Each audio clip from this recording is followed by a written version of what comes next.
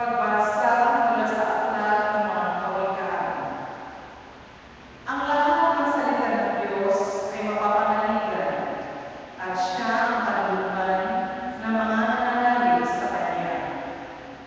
Huwag mong daragdagan ang Kanyang salita, pagkat pagsasabihan na niya na isang sinungaling.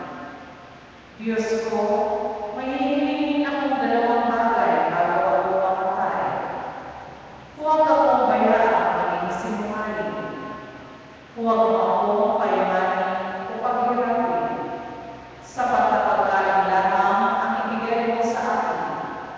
Baka kung managana ako, ay masabi kong hindi na kita kailangan. Baka naman kung maghirap ako'y matuto ako magnakaw, at sa gayo'y malapastangan kita. Ang salita ng Diyos. Salamat sa Diyos.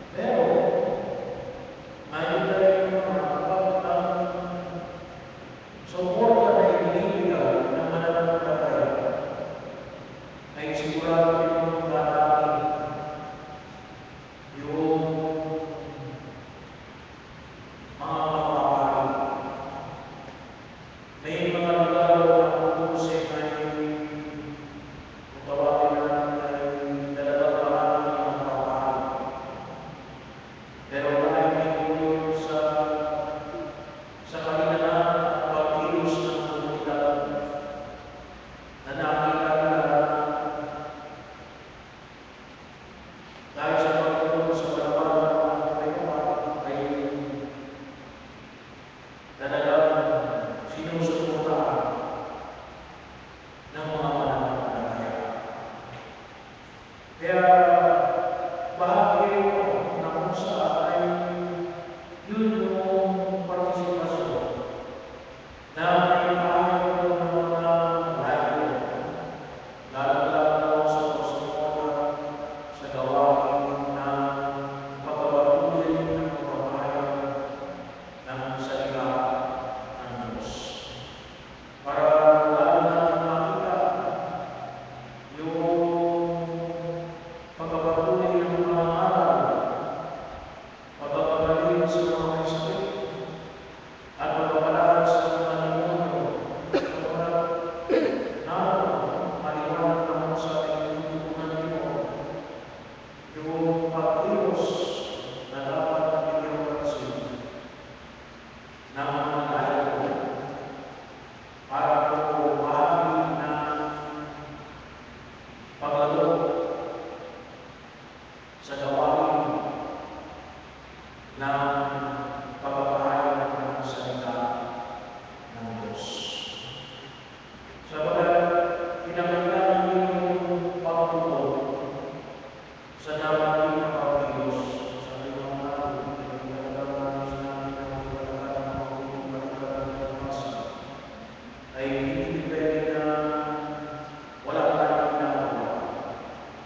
At yun yung pamamaraan na nawa ko ay huwag natin kalimutan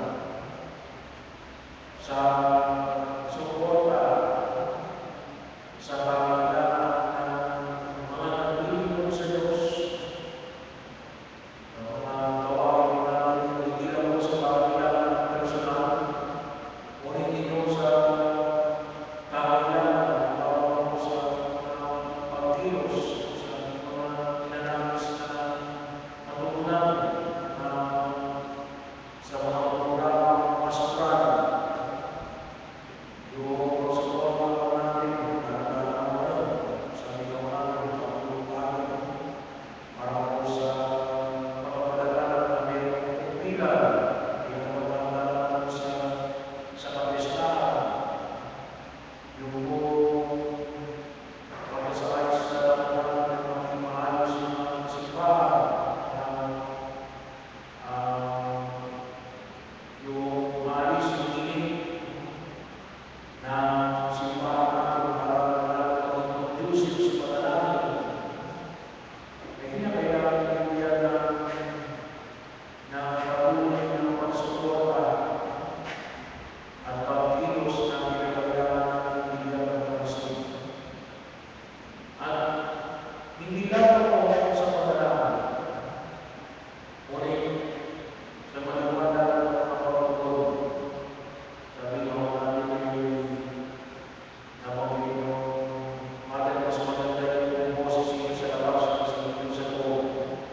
Sa Diyos po ay pinakailangan natin na i-rearrange yung ating sound system.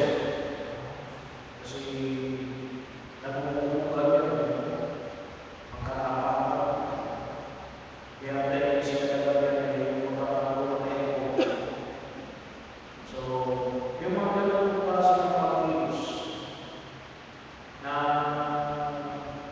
makita ko natin, at yan ay isang magkakaroon na nilagyan ko natin kung sabi natin ay kung maayos yung mga sound system, hindi magagawa ka naman kung bakit yung kanyang pagkuli na hindi maayon na hindi balikan ng kalikasan. Mas naiintindihan mo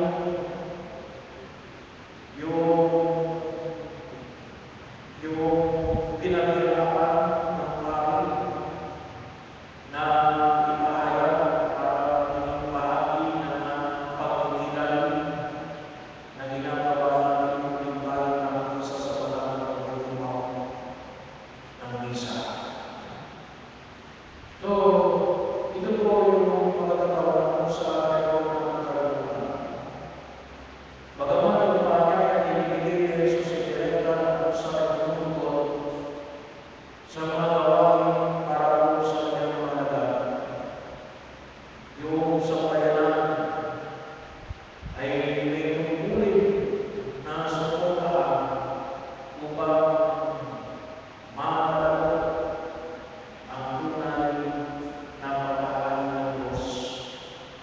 daigdig na ito.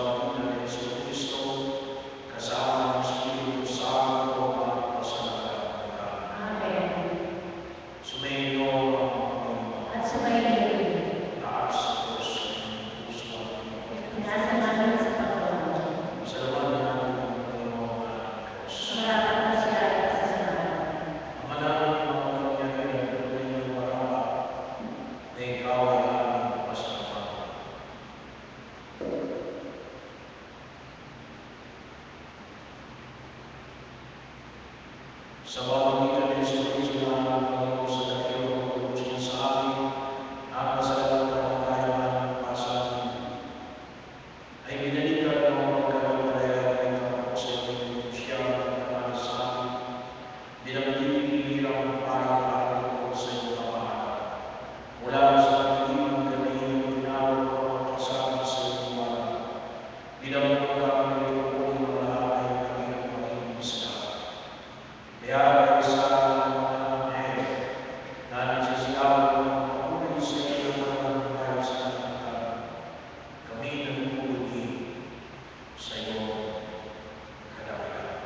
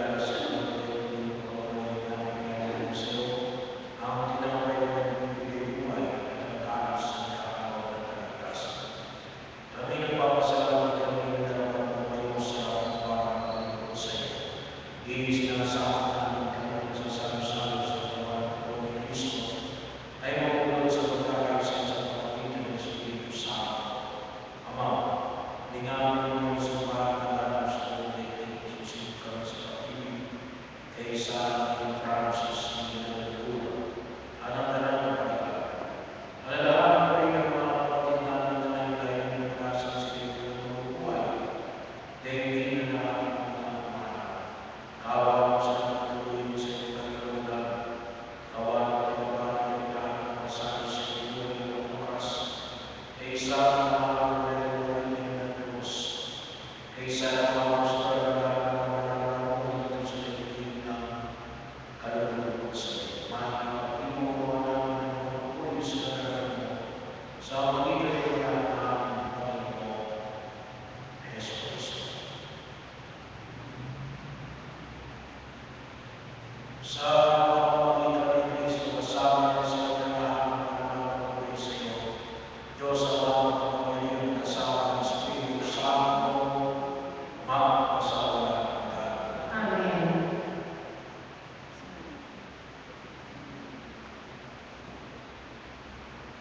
Upang tunay tayo magtulungan upang ang salita ng Diyos ay tunay na ipalaganap sa buong sandaigdig.